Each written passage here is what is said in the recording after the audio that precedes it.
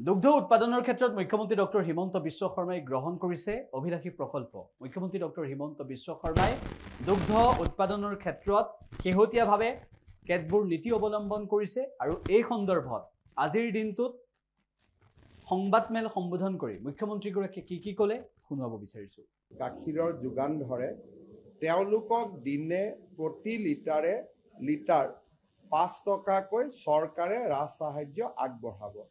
আজিৰ দিনত অসমৰ 600খন সমবায় সমিতিৰ 20,000 গোপালকে আমাৰ বিভিন্ন মিল্ক প্ৰচেছিং ইউনিটসমূহক গাখীৰ যোগান ধৰে। আজি এই আঁচনিখনৰ জৰিয়তে এই 20,000 কৃষক উপকৃত হ'ব। মই ভাবোঁ যে এই আঁচনিখনত পোৱা ৰাজ সাহায্যৰ জৰিয়তে আৰু বহু গোপালকে আগবাঢ়ি আহিব, দুগ্ধ উৎপাদনো কৰিব আৰু দুগ্ধ প্ৰক্ৰিয়াকৰণ বা মিল্ক প্ৰচেছিং ইউনিটসমূহলৈকেও দুগ্ধৰ যোগান ধৰিব। ৰাজ্যত মিল্ক প্ৰচেছিং ইউনিট আমাৰ যথেষ্ট নাছিলে।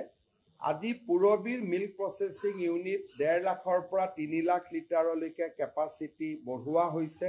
মই অলপ আগতে তাৰ ভূমি পূজন কৰিলোঁ।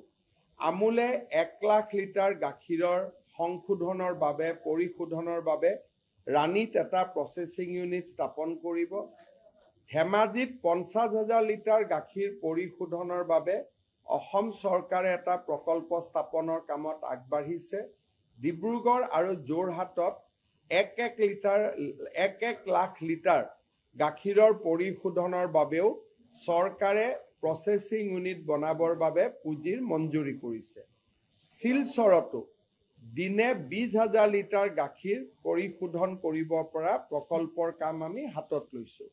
ইয়াৰ উপৰিও কন্যকাত 20,000 আৰু সীতাজখলাতো সম পৰিমাণে আৰু তাতকৈ বেছি গাখীৰ পৰিশোধন কৰিব পৰা ক্ষমতা আছে।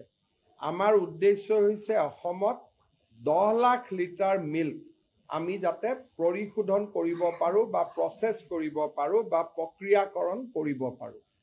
এই লক্ষ্যত যদি আমি উপনীত হওঁ তেতিয়াহ'লে বেলেগ ৰাজ্যৰ পৰা অসমত গাখীৰ নাহিব আৰু আমি গাখীৰৰ ক্ষেত্ৰত আত্মনিৰ্ভৰশীল হ'ব পাৰিম। আজিৰ এই অনুষ্ঠানটোৰ জৰিয়তে গোপালকসকল উপকৃত হ'ব। ধান বা আমাৰ ধানৰ পিছত বা সৰিয়হৰ পিছত গাখীৰৰ ক্ষেত্ৰতো ৰাজ্য চৰকাৰে এতিয়াৰ পৰা কৃষকসকলক বা দুগ্ধ পালকসকলক ৰাজ সাহায্য দিয়া আৰম্ভ কৰিছে। ই অসমৰ কৃষি অৰ্থনীতিক যথেষ্ট শক্তিশালী কৰিব।